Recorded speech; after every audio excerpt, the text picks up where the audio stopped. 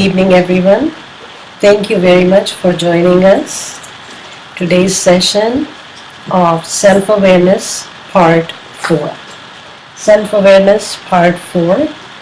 And I would like to welcome you. I would like to thank you.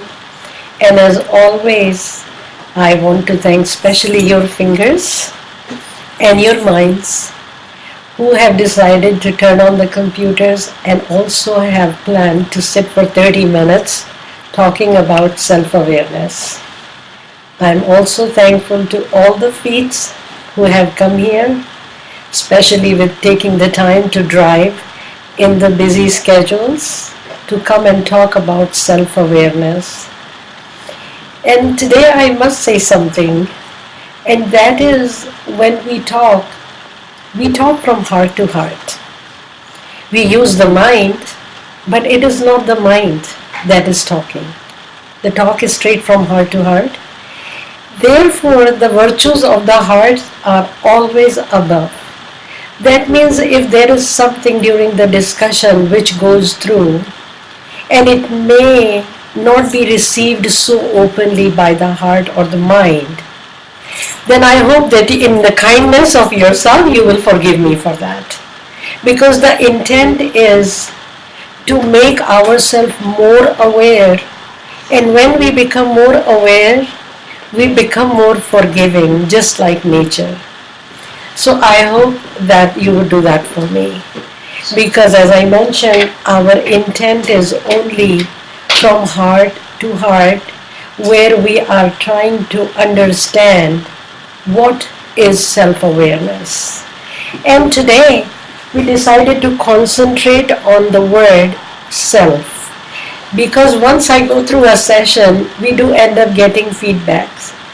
And when we discuss self-awareness, sometimes we take it for granted that we already know what is self and what does awareness mean. But like anything, just like in divine and in nature, everything has so many meanings that you move it like a kaleidoscope and it changes, everything changes.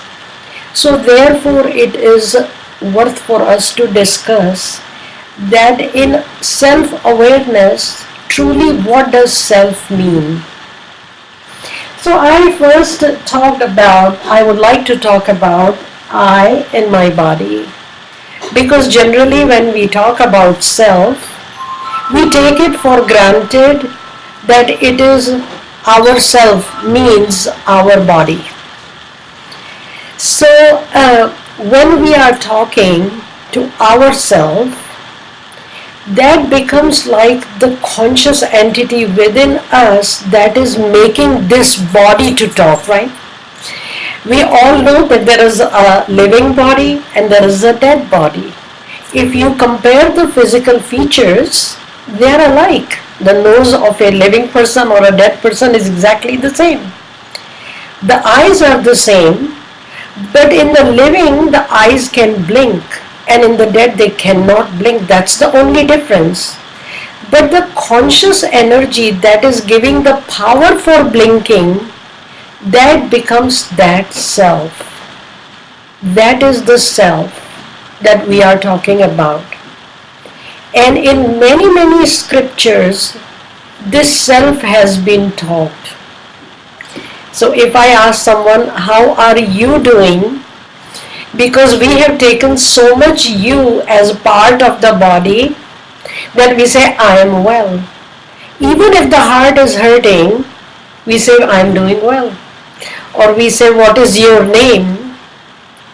We can say whatever our name is. If we say, who are you? We also go, I am such and such by name. They are so intermingled.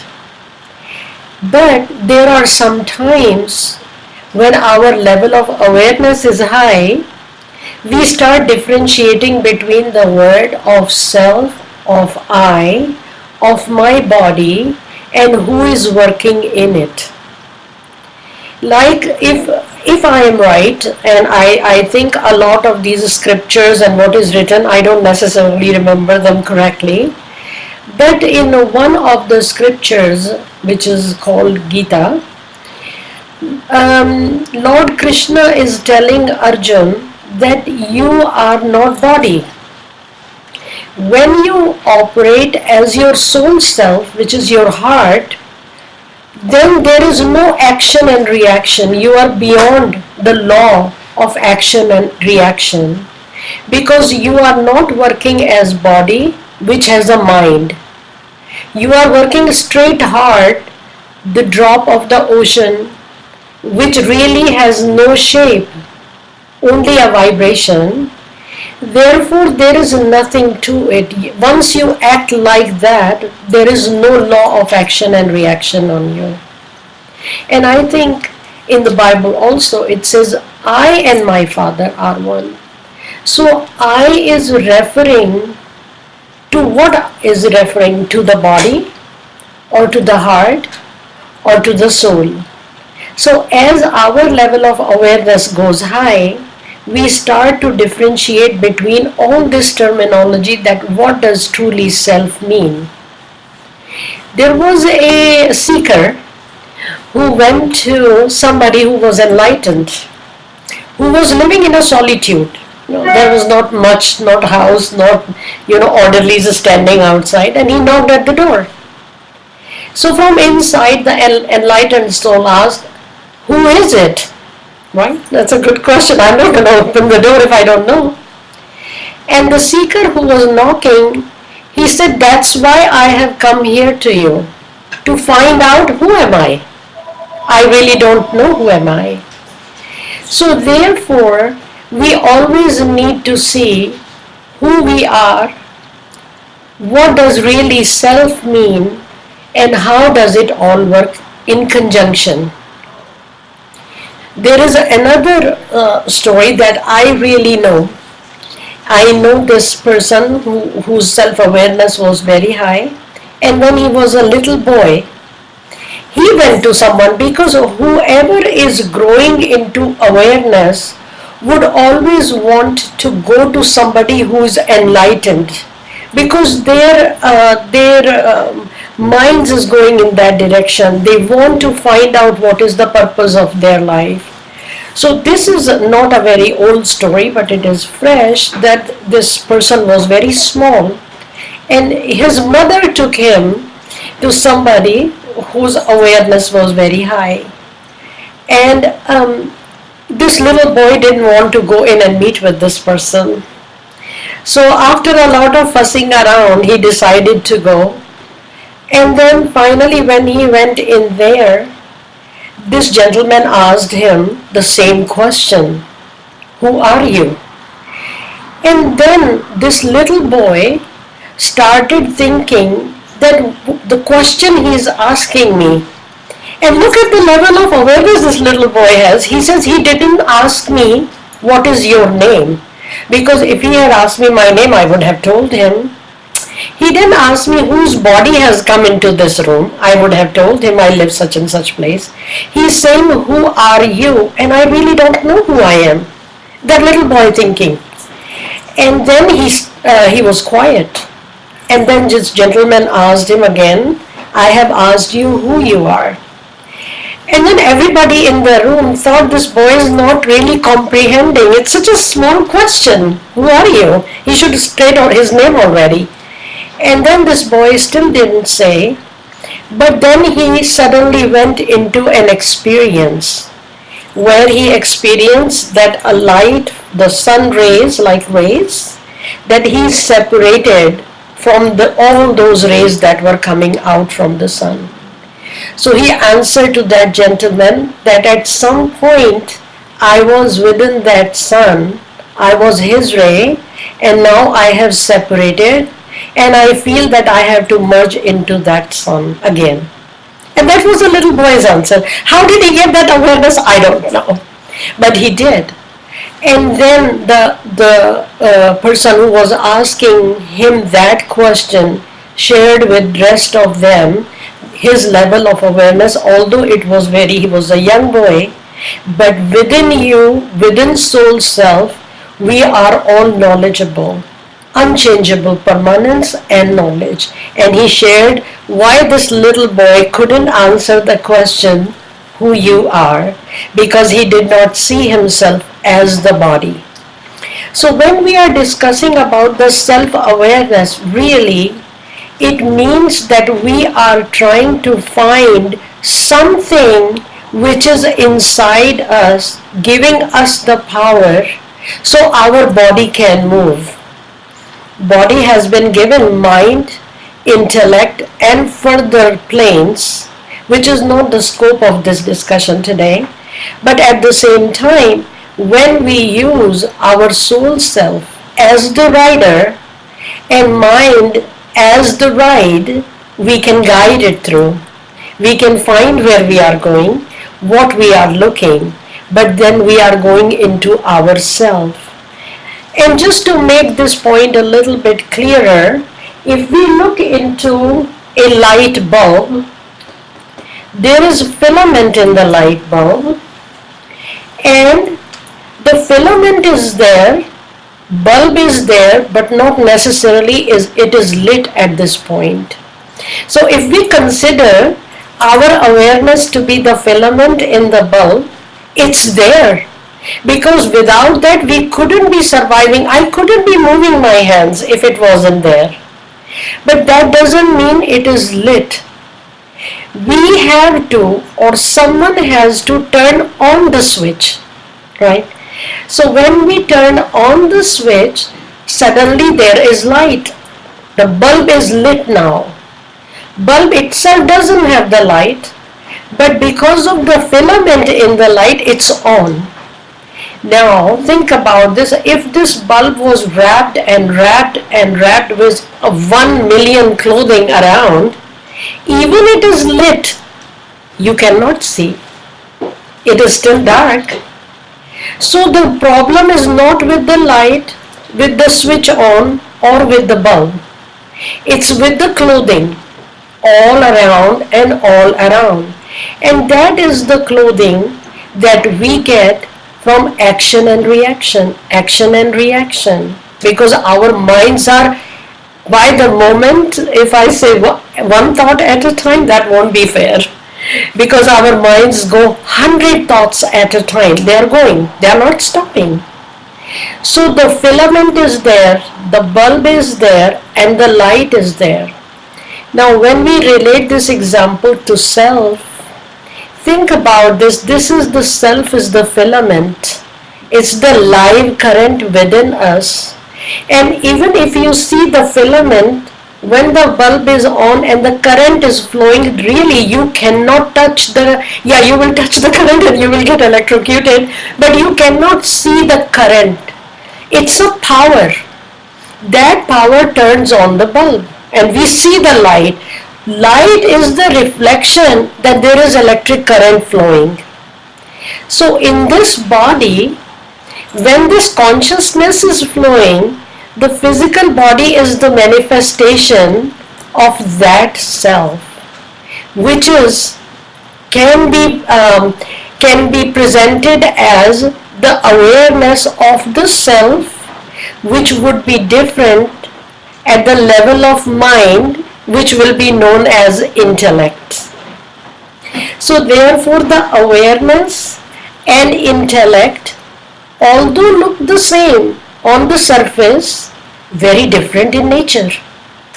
Because one is coming from the conscious, that electric current, the power. There is only power. One is strictly a bulb. But the bulb has to shine to give the light, so kind of both are necessary. If the electric current is flowing everywhere, we cannot see. We cannot even see the light. We know it's charged, but there is no light coming. We need the bulb, we need the filament, and we need the switch. And when that is turned on, the light comes everywhere. So that becomes the self. Now because now this self is sitting in a body, and body is the manifestation of that, we feel that we are the self. We feel, we talk, we relate everything to ourselves. But when we go deeper and deeper into analyzing it at the level of mind, obviously, because we need convincing. When our finger is hurting, for example, we generally say, my finger is hurting. So that means me, who has a finger, is hurting. So I'm not hurting. My finger is hurting. That means we are referring to our body, which is alive due to that self within us. It's important to know, because regardless of however many classes we attend for self-awareness, but if we don't realize which self we are talking about, then it is good to go to a class and hear some nice things. They are pleasing to our ears, they are pleasing to our minds, but if they don't penetrate to our self, our awareness level stays the same, or it may go down, even because our mind, if it goes this size, after the class it becomes this size. Why? Because we feel, now I'm more knowledgeable, I understand it more. And self-awareness is not within the arena of understanding. Awareness comes on its own from within. Like you cannot fill water in a well. Well has water in its own. The water is coming from under. We are going as a thirsty people and taking out from the well, but well maintains the same level. So we can relate to it something like the self. It's knowledgeable. It knows within the body, if you look, all parts of your body are operating the way they need to. They are not asking our mind's permission, can I run it? They are. Eyes are already blinking. The ears are already listening. The hands are moving. The feet know what to do. Nobody start to walk with their hands. They walk with their feet. That is called the inner knowledge. We already are given with that knowledge. So when more and more we go to self, we realize that how beautifully within our body everything is happening.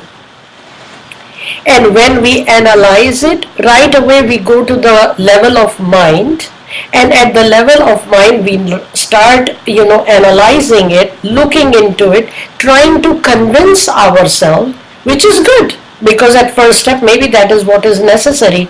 But if mind is convinced, that doesn't necessarily mean that our awareness has gone up, because awareness is in realization. And the realization, for example, comes when a child, let's say in high school or something, that does not pass the test and doesn't move on. That's a realization. The heart is hurting. Mind is analyzing, but the heart is hurting.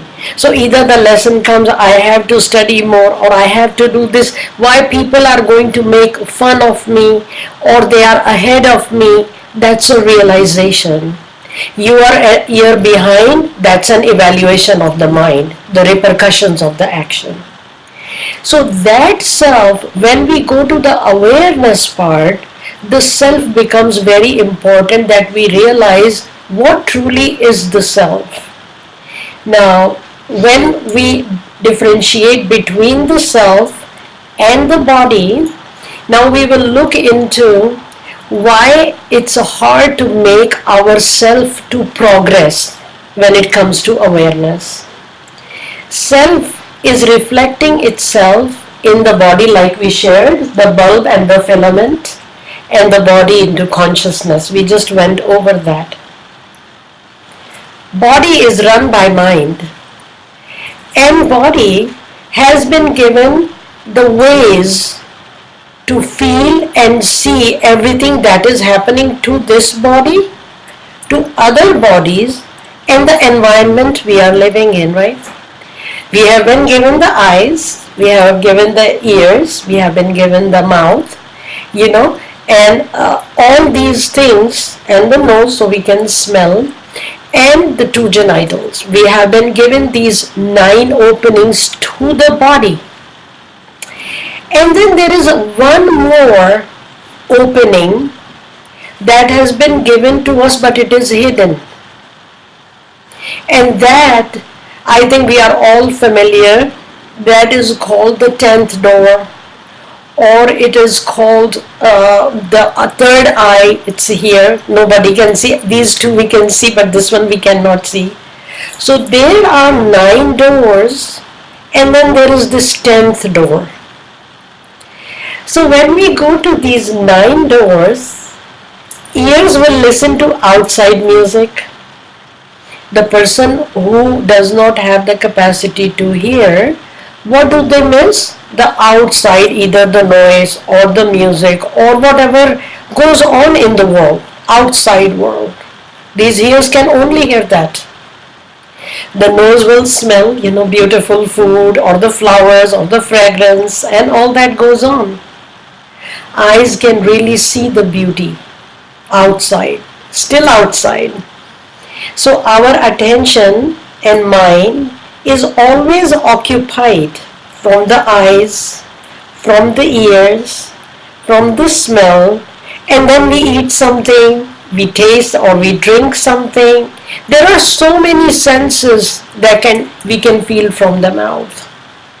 So all these are taken out, and when we get to the genitals, there are sexual performances they give propagation. There is always a purpose for all this. We release all the toxic waste from that. There is a purpose. But still the body is processing and releasing. It is all happening through these 9 doors. The manifestation of the self. Because otherwise the electric current nobody could have seen. Consciousness, how could we have seen if there was no body? So body is the manifestation. And the body, when it comes to existence, to walk somewhere, we need to use the mind. We use the legs and we walk. So all this manifestation, the 9 apertures of the body, manifestation of the self, is too busy in doing all the things that it is given to do. Then comes the self. So then what happens to self? Is there any way that self can grow and this awareness can grow? Yeah. We have been given everything. Every single individual. I mean, sometimes when we do things, we have our favorites, we likes, we dislikes, we give something more, something less, because it depends on what we are doing and who we like or dislike. But when it comes to self, it has been given to everyone equally. No differentiation. All 9 things which are leading to the outside faculties and the inner door. Everybody has been given like that. So what happens for the self or the growth? When we start looking into those questions that I was sharing in the beginning, what is me and what is my body, the difference between the two, then we start looking into the inside, because within this microcosm is the macrocosm. So I cannot enjoy these things. Sometimes we all realize that when we are sitting by ourselves, alone, and we have no one, we enjoy the most, depending on where we stand. And there are some people who cannot be alone for a moment. Depends where we are standing. So when it comes to inner self or the self, it also likes to grow and enjoy. At that time, it gets attracted to the inner self, which is the 10th door. And that is why we need to knock. We cannot knock like that, because that doesn't do anything. We are doing it to the body. It might hurt a little bit. But when we go, merge into our consciousness, that we become that current, and we go as a current, and we consistently do that over and over again, because here also realize, in the physical body we take a birth, then we go to school and kindergarten and the next and the next and the next and the next. By the time we get a master's degree or a doctorate degree, so many years have passed. We don't mind that. So the same rule applies for the self. Its awareness and the growth of awareness. How do we do that? There is definitely a way of doing it. We may know it or we may not know it, but there is a way. So first we start concentrating within ourselves with something that mind does not acknowledge, mind does not recognize. It takes it for granted. I live. I expect to be living. My next breath should be coming. Should it be? Do we know? I don't care. I just need it. I have done all my life all good things. I deserve it. Do we? If you think in this air, we are breathing this air. I don't know how many bacteria we are breathing and killing them. Do we have the right to do that? Depending on the level of awareness, somebody might say we shouldn't even have the bacteria, but we do. Like or dislike. It all these type of questions only can come when our awareness goes higher and higher and higher. Just like you cannot take a kid who's 5 years old and try to tell them everything that goes on in a doctorate class. It just doesn't work. Not necessarily it is right or wrong, but these two don't match. So for going to the inner awareness, what we need to do as self, we concentrate within ourselves and we go into that consciousness that is giving power to our whole body. And we are able to enjoy. We want to recognize what is our true self. What is that power? Because as soon as we merge into the power, we will become that power. So therefore, drop of consciousness into the ocean of consciousness. Once the drop merges, it's not a drop anymore. It becomes the ocean. And that's where we came from. So as I mentioned in the story, that the little boy saw himself that he was separating as a ray from the sun. One ray separated and he felt he had to merge back into that. That is all about ourself. And this self, as we start to look into it, we get interested in it. That's very important because we at the level of mind expect this is all should be happening, as I mentioned. But little by little, when we start going into the self and entering into it, the qualities of the true self start to pour in. And in the next session we will go into what are the qualities of the self. And when we go within ourselves, how do they differ from what we experience as a body? And what happens when we get emotional and we get hurt and ourself get hurt? Sometimes we do say, I am hurting. Because something wrong with your body, you can know, nothing is wrong with my body, it's just me. I am hurting. That me. Why it is hurting? Nothing physically happening, but something did happen to it. We will go into all those discussion next time. But I hope we were able to look into what is self, how does it work, and how it is different from the body that this self carries. I would like to thank all of you. As I always mention, if you have any questions, you can write to us during the class or this session. If you would like to write your comments after this session, you're welcome to do that.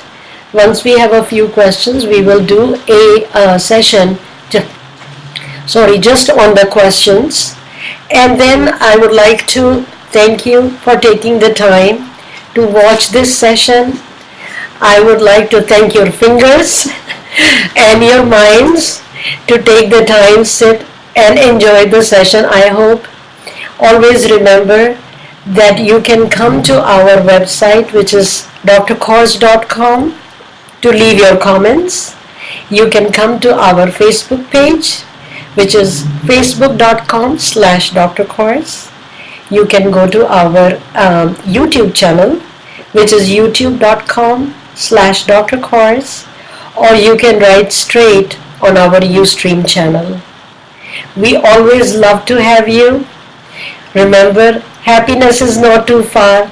We always look to talk to you. Thank you so much. Enjoy your evening. Bye bye.